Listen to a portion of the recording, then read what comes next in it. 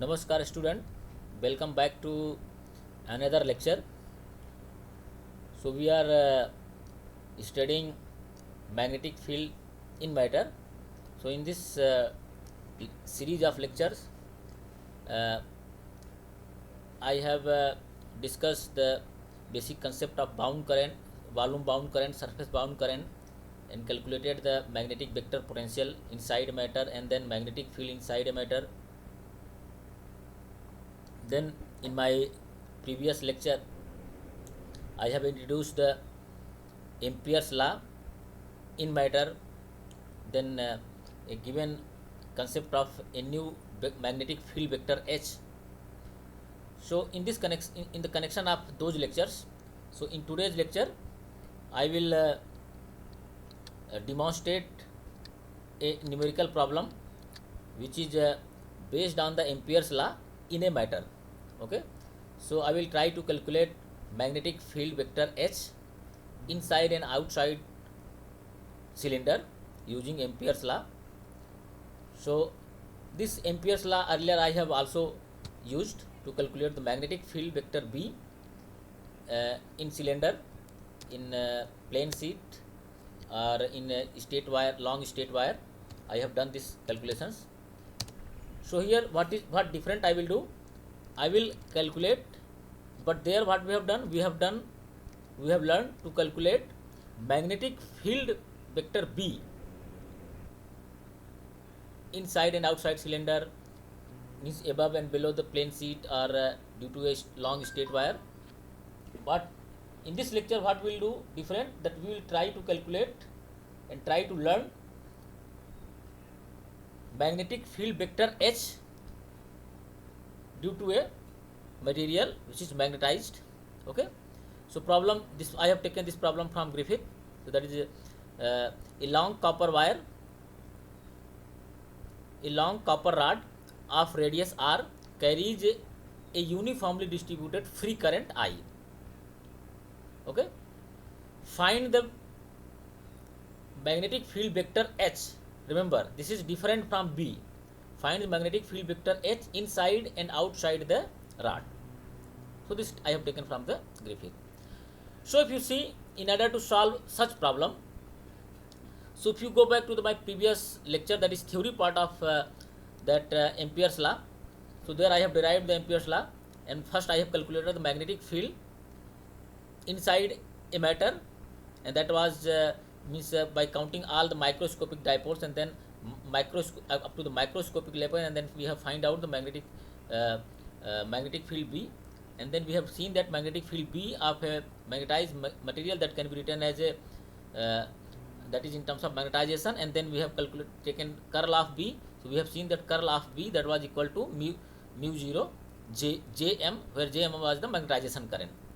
Then we have seen that we know that in any material there are two, means there will be also conduction current. So if we include the conduction current in addition with the magnetization current or bound current, so then that gives the Ampere's law in a magnetic material. So in order to do that, I have defined a new quantity that was known as the magnetic field vector H, that is equal to B vector upon mu 0 minus M vector, where M vector is magnetization and this B vector was the magnetic field vector B, and this is new quantity that I have defined. So this is quite equivalent to the displacement vector in electrostatic, but here we will call simply magnetic field vector H. But in some book, as I have given a commentary on my theory part, that in some book, maybe in some reference book, you may find out this H may be called as a magnetic field intensity, and this B may be called as a magnetic flux density vector. But I will say, so simply you call that magnetic field vector B, and you call this magnetic field vector H. So it means in order to find out, here we have to find out the H. It means in order to find out the H, we have to determine, means we must know the B vector, and then we must know the magnetization vector. Okay. So if you remember the Ampere's law, so in terms of inside a magnetic material in a matter, so I have derived that was equal to del cross H is equal to mu 0 Jf, means del cross H is equal to mu 0 Jf, where Jf was the free current or conduction current. Or if you write Ampere's law in terms of integral form, so we know that can be written as line integral of H dot dl is equal to, that was mu 0 IF free current. Means total current enclosed within the Amperian loop, that is free current enclosed into the Amperian loop. But remember, this IF means that should be the conduction current, that is not the bound current. Remember, so what this IF is there, I am denoting this IF is the free current, not the bound current.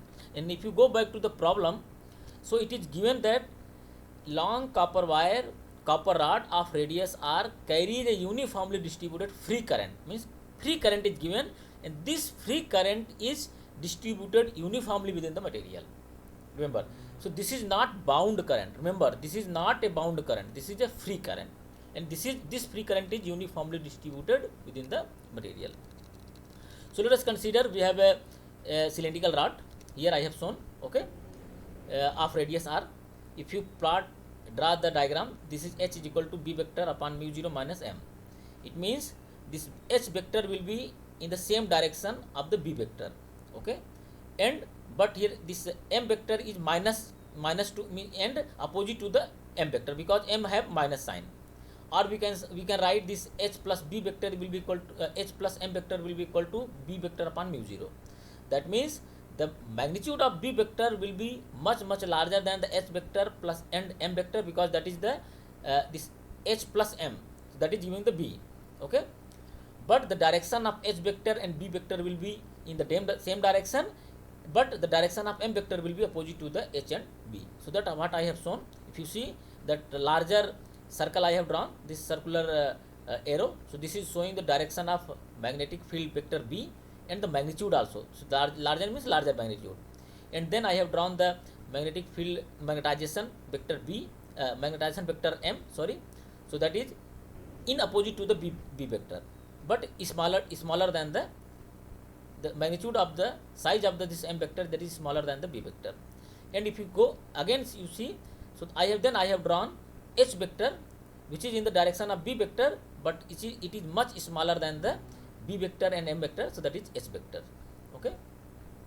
So this is magnetic field vector S, and this is magnetic field vector B, and this is magnetization vector M. So magnetic field vector B and H both are in the same direction, but M vector is opposite to the H vector, okay, from this formula. So now if you see this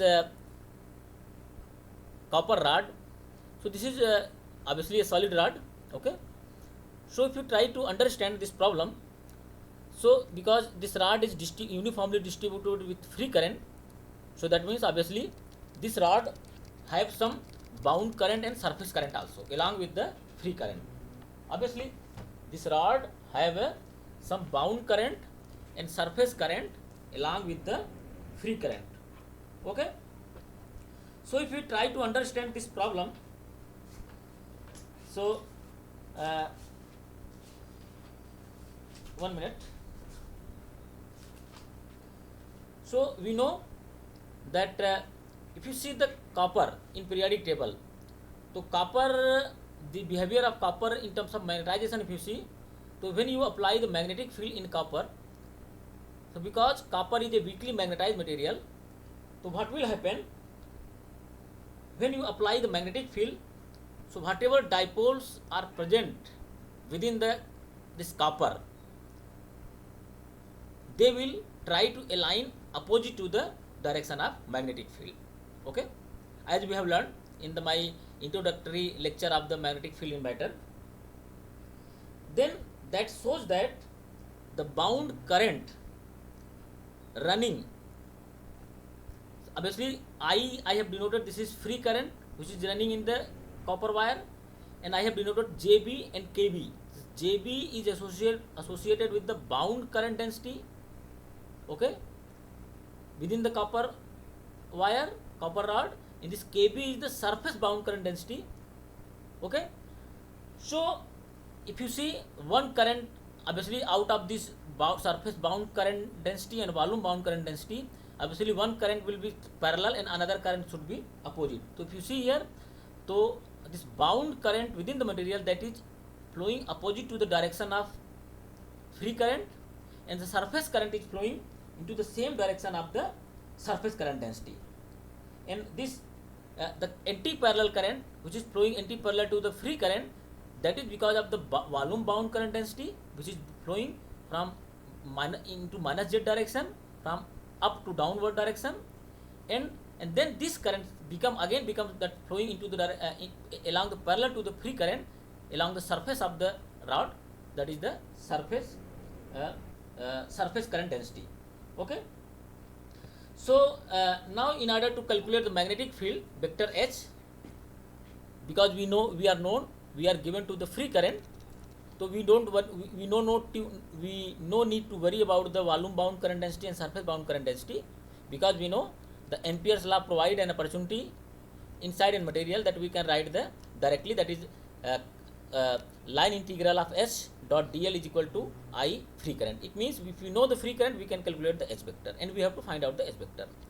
So now if you see here in this diagram, so H vector is pointing along the azimuthal direction of the rod.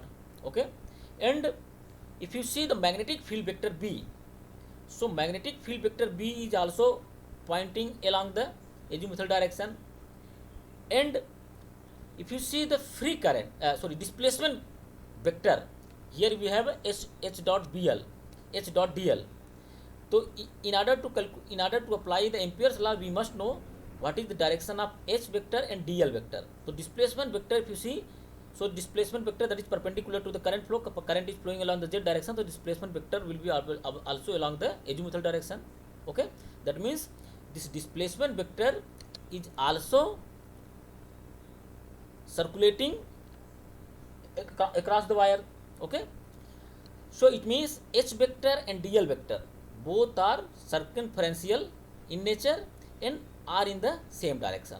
So that means H dl cos theta is equal to 0, H dl cos 1. So that means we can take it outside from the dot product, so we can write this H will be now scalar, so H into line integral of closed path dl is equal to IF free enclosed. Okay, so let us try to calculate for the first case. When you want to calculate the magnetic field vector H inside the rod, then in order to apply the Ampere's law, what we have to do, we have to draw a Amperian loop. Okay, so let us I have again drawn a cylinder of radius r, and this is the Amperian loop I have drawn inside inside the cylinder of radius s. Let us assume that s is the distance from the axis from the point where we want to calculate the field vector H. Okay, so this I current, whatever this free current is flowing, that is uniformly distributed throughout the cylinder. So how much current means, in order to calculate, in order to apply the Ampere's law, in order to apply this law, Ampere's law, okay, within this small Amperian loop, we must know how much current is enclosed within this Amperian loop. What I am drawing this Amperian loop. Okay, and this whatever this I current is given, this I current is throughout the larger cylinder, but we are neglecting this part of the cylinder. That means this total enclosed current within this Amperian loop, when your point of observation is inside the cylinder, that total free current will be different. It means we have to calculate the free current in order to apply the Ampere's law inside a cylindrical rod. So how much free current will be there, we know. We can calculate the free current. If we are able to know the current density, free current density, so this total current is I. Okay, and we know volume current density. Current density can be calculated, that is equal to the current divided by area perpendicular to the flow. So current is flowing in this direction, and perpendicular area, if you see, the perpendicular area is basically this one. So this area, the area of the base, this circular base. Okay, so this is perpendicular area. So we can find out the current density, that is free current density. Remember, this is not bound current density, this is free current density. So free current density JF, that will be equal to I upon, that is this area, that is pi capital R square. So what I am now going to do? So I have written here IF free enclosed is basically equal to free current density multiplied by the area of the closed loop perpendicular to the flow. So this will be the total current. So we know IF free enclosed we can write. So that will be current density. Current density is equal to total current, that is I, okay, and then divided by pi r square, that is the area of the this circle, perpendicular area, okay, and multiply, and this is current, this is basically current density what I have calculated. So this is the current density, okay.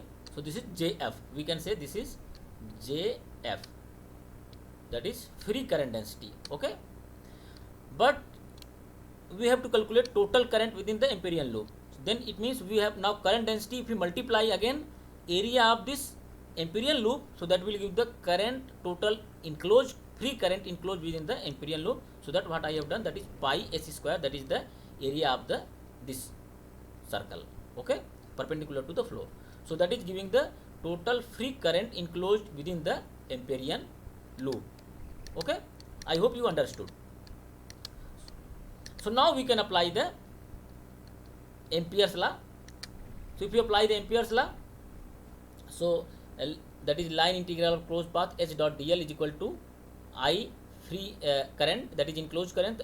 I have shown that h dot dl because both are in the same direction, so I can take it outside from the dot product. The h line integral of closed path dl is equal to I upon pi r square into pi s square. So this pi will be cancelled, and this line integral of this that is Amperian loop, that can be find out, that is 2 pi s. So h into 2 pi s is equal to I capital S square divided by capital R square.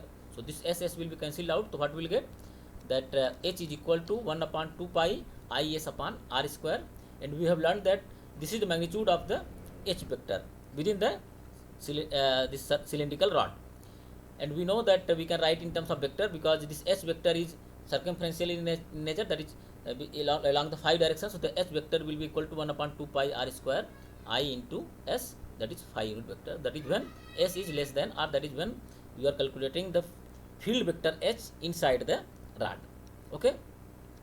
Now if you want to calculate the field vector h outside of the rod, again I have taken the rod here, if you see. So this is our original rod, and I current is flowing within this rod. So I current is flowing along the z direction, okay. But in order to calculate the field h outside of the cylinder, okay, so let us I have taken a point P outside of the cylinder at distance s from the axis of the cylinder, okay. Now I have drawn a Amperian loop of radius s because of the cylindrical symmetry. So this is I have drawn the Amperian loop. Now we can apply the Ampere's law on this Amperian loop.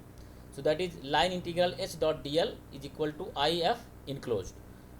So now in this case, if you try to find out the total free current enclosed, we know there is no current enclosed here, there is no current in this region, there is no in this region, if you see this region, okay, and here this region.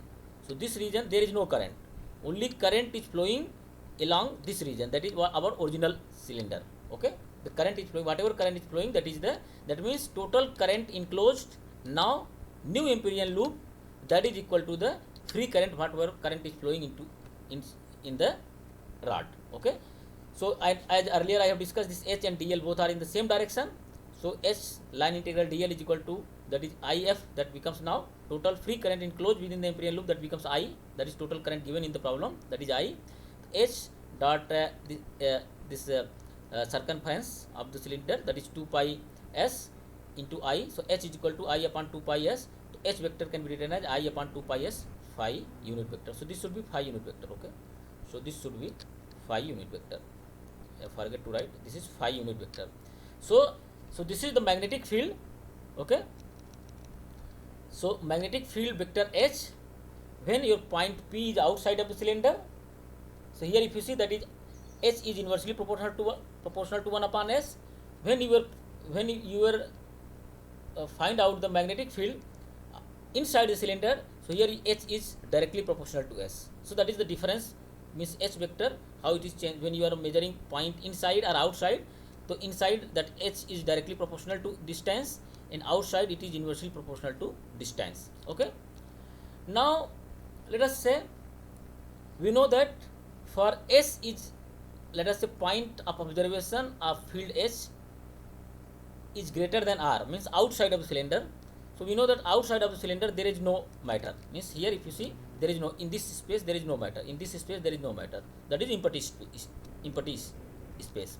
That means if it is empty space, there is no matter to magnetize. It means there is no matter, that means magnetization vector M will be equal to 0. If magnetization vector M is equal to 0, then we can find out the value of B. So if you go back to the previous page, I have written a relation that H vector was equal to, so that was H vector, remember, H vector was equal to B vector upon mu 0 minus M. So this, if M becomes equal to 0, so B will be equal to mu 0 H. So we have already find out the value of this H vector, so we can write the B vector here. So if you write the B vector, so B vector will be equal to mu 0 H. Okay, so that will be mu 0 H, and that mu H, the value of H we have already find out, so that B can be written as mu 0 upon 2 pi I upon S phi unit vector. And if you compare this result with the other methods what we have calculated as magnetic field vector B outside of the cylindrical rod, so that is quite consistent with the previously what we have done. So here B vector is inversely proportional to S. That means outside of a cylindrical rod, whether you measure the H vector or B vector, both are the same. Only the difference in H vector that here there is no mu 0, but in case of B vector that mu 0 is there. Otherwise both B is also inversely proportional to S and H is also inversely proportional to S. So here in this lecture I have explained how to apply Ampere's law in a matter, okay, and how one can find out the magnetic field vector H and inside and outside of the cylindrical rod. Thanking you very much for listening. Okay, so whatever you feel, means if you have any comment, any suggestions, any doubt, please feel free to contact me on my YouTube channel. Thanking you very much for listening.